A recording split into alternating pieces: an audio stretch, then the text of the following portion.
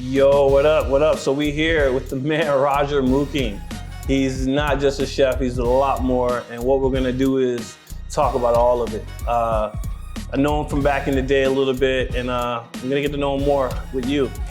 What's going on, bro? What's up, man? You good? Just chilling, man, chilling. In your point of view, what and where has Toronto's food been, and why has it got so better from where it was, like, I don't know, 10, 15 years ago to now? Well, I think what's incredible about the Toronto food scene is it really represents the community at large, right? I had the fortune, man, I travel so many corners of the world, and every time I return back home to Toronto, especially from traveling over the last couple decades, I really appreciate the fact Toronto is a special place on the globe, man. It really is. We take it for granted, but it's very unique. You know, that we talk about the multiculturalism and the diversity of this city. It really is a unique presence here in such a way that, you know, you go to New York has that multiculturalism, but a lot of it's kind of segmented in a lot of parts. You go to Queens and like there's a specific population in Queens. You go to Park Ave, there's a specific population on Park Ave. There's a different population in Brooklyn. Whereas you come here to Toronto and you go to Scarborough, Etobicoke, Mississauga, Richmond Hill, downtown, it's mashed up. And so all of those cultures coming together like in such close proximity, it's only natural that the restaurants start to reflect that, right? And that's what I think has been the key to Toronto's food success and growth over the last couple of decades. Yeah, that is true, man. I think it's only gonna get better. I mean, from the top to the bottom. I think Toronto is going to be on the global map here pretty soon, even more, not even just with Michelin, but like even more, so multicultural. Yo, so it is still the month of Black History. As someone in many cultures yourself, what does it mean to you, just the month of Black History? Like, what does it mean? Is it a month? For me, I'll tell you right now, for me, I grew up in the South, and honestly, I wish there wasn't a Black History Month. It should just be recognized good or bad. You know, if I'm a good chef, I'm a good chef. If I'm a bad chef, not I'm a good Black chef or a bad Black chef. But what does Black History mean to you? Because, I mean, there is some history there. Yeah, I mean, yes, we have to respect the history, but I look at I tell you, I don't celebrate my birthday, right? Respect. Because every day I wake up and there's breath in my lungs, that is my birthday. And every day I celebrate my birthday.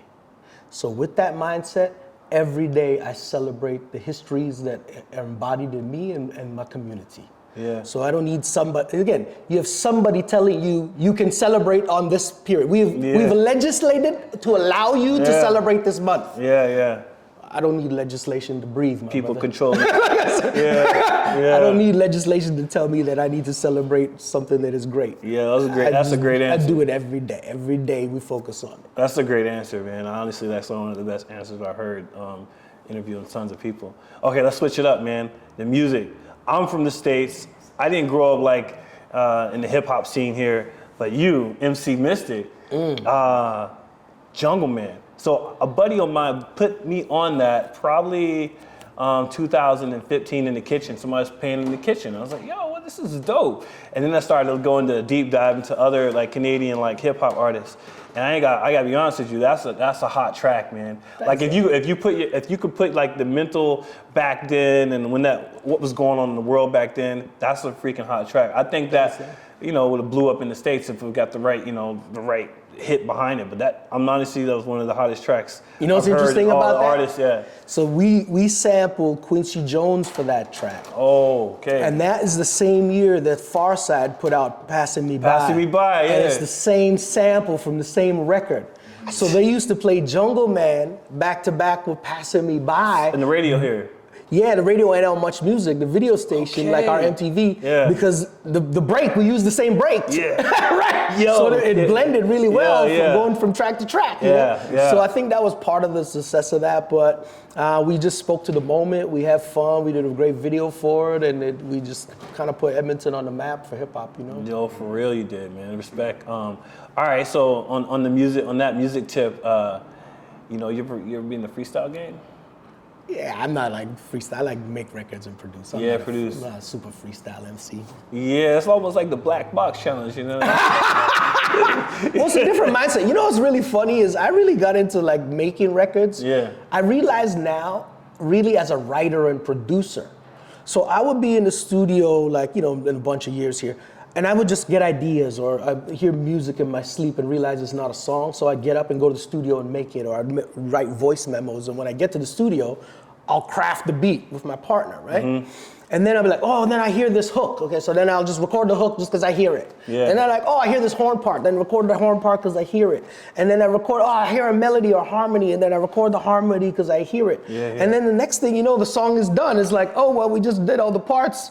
Okay, well, I guess we just did a song. So really, I just come to like being an artist from really being a writer and producer, Mm-hmm. And then the songs are good. I like them. Somebody likes them. Okay, let's put it out. Yo, that's really kind of how it is. I need to link you with my brother. He's one of the emerging artists in the States. He's in like the Sources up next. Oh, wow, yeah. So he's crushing it. All right, top 5 artists all time. It doesn't have to be rap. It could be any genre. Top 5. Bob Marley. Yeah. It's number 1. De La Soul. Yeah. Oh yeah. LL Cool J. Is hard as hell. Who else, man? Michael Jackson. Yeah. Just off the wall alone. Yeah. Alone. Yeah. Right? And Jose Feliciano. Jose Feliciano, yeah. Yeah, you listen to some Jose Feliciano? I heard a couple of tracks. Yo, man. peep that. He's ill, dog. Yeah. Magical. Wow, we put that in all those like obvious legend names. Jose. Okay, yo, we gotta. Jose Feliciano is no joke, bro. Just peep. All right. I had to put that. I got so much. Put that on the track for sure. Okay, so we're here for the Burn, Burn project. Yeah. I need to know what's going on with it. Yo, you're the man of many talents. The first question is, where did this come from? So like January around 2021, everybody was deep in COVID. There's like a lot of mental health issues in my family, both sides of my family, like kind of long history of that. So I found myself in a really not great place. And it's not the first time I've been in a not really great place, but this time I felt was unique in that I didn't feel alone, because the whole world was not a really great place. Yeah. And so that was like a unique revelation in that moment for me. And I kind of put myself aside and I said, well, if the whole world is like this, then it's not about me. I need something for the world. Yeah. And I went to sleep. And I woke up, and this idea of creating an intention, charging that intention, cleansing it with fire, and then taking the ashes from that fire and repurposing them into community gardens so that in perpetuity, that intention that's been cleansed is feeding the community. Yeah. So I've been working with the city of Toronto for a few years now as part of the Awakening Task Force and doing a lot of art installations with them around that stuff and social justice stuff. So I called up Umberine, who's the curator and the lead of the Awakenings team. I said, yo, Umberine, I got this idea I want to share with you. So I explained her this idea, and she's like, I got it. We got to do this. The world needs this right now.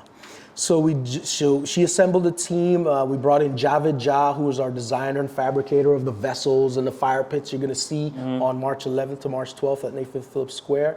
We brought in a Wyandotte elder, Catherine Tamaro, who's come in to make sure that we're honoring all the indigenous traditions around firekeeping and the alchemy that we're creating by creating intentions, spiritually charging them and burning and cleansing them. So that small team formulated the grandness of this idea. But really it started out from just a really dark spot, man, and I needed help. Yeah. And I transferred that onto other people and built this thing, and here we are. It's turned, and everybody who's come in contact with this, even from ground level one, when we're bringing in Javed and Catherine, Elder Catherine, the moment they heard about it and understand it, they got more intrigued.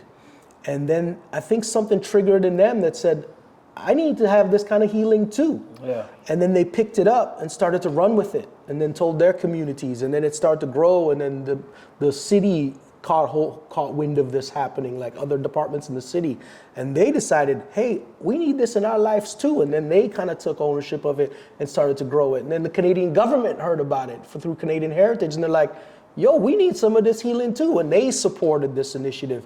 So, it started like a really small spark from not a great place, and it's turned into this really beautiful thing. And it's only because I think we've handed it over to the people. Yeah, that's dope, man. So is this like a transition for you? I don't know, man.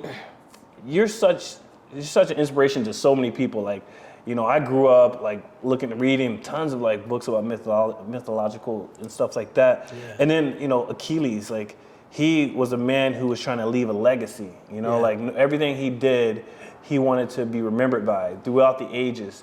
You are creating this facet in food, art, music.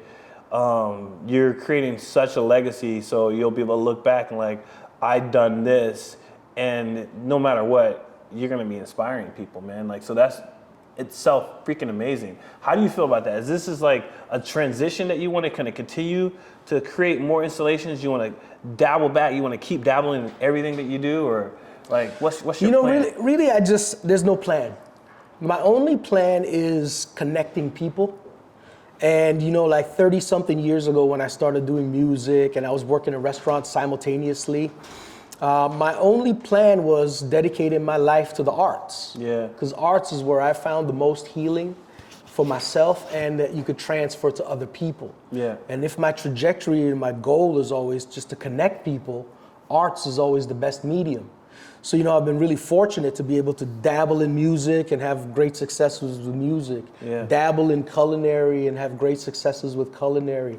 We started doing these Awakenings things. We started winning awards around the Awakenings installations that I've been a part of in the art space like this, right? So is there a plan?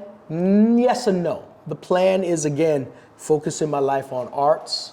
And if you live inside the arts, you realize that the mediums may be different, but the overarching concept is the same. We're trying to relay emotions to one another through these various mediums. So once you start learning how to push around the mediums, if you're pushing acrylics on a canvas, if you're pushing light through a lens of a camera, if you're pushing food to somebody on a table, if you're pushing a story to somebody that you've created to relay these emotions and this human experience and understand the conundrums of living in this world, right? Mm-hmm. The mediums can be very different, and I'm just super curious. So I'm always like, okay, I'm gonna learn how to do this recipe. One day I was like 10 years ago, painting fascinates me. I'm gonna pick up some canvases and some paint and just start moving paint. Years later now, I'm doing like this visual art stuff that's coming in later in the year. You're starting to see stuff like this. Mm-hmm. Just working with like architects and designers over the years, designing restaurants and building and redrawing and all that stuff, and picking up bits and pieces over 3 decades. Yeah. You learn how to communicate with other artists and other builders. And so taking all of those skill sets and just driving them out and pushing it. Because, you know what I realized is nobody knows what they're doing. Yeah. This is the revelation that struck me. Yeah. Nobody knows what they're doing. You look at an interview with like Sting, right? Mm-hmm. Clearly Sting knows music, he knows singing, he knows writing songs.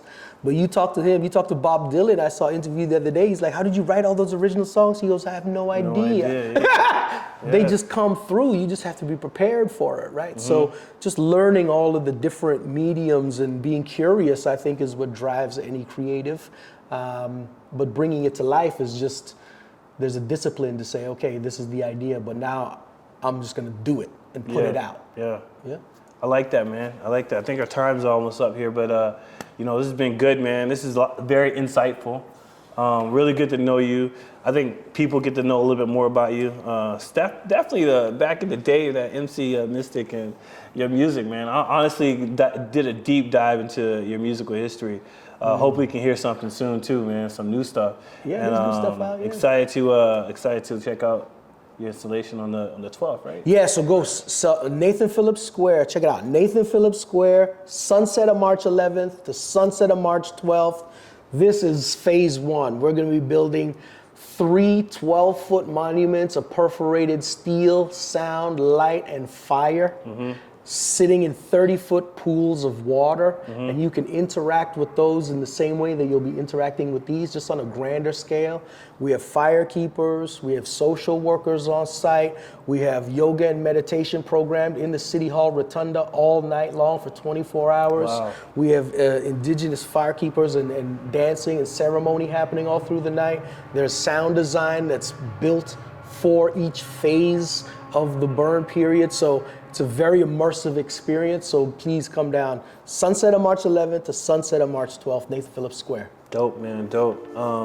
That's it, man. This is good. Thank you, This is man. good to see it. Respect, dog, We're respect. gonna do a pop up. Yeah, we're gonna We'll do a pop up. pop up, man. Yeah, we can do a pop-up. Yeah. All right, peace. That's it. Peace.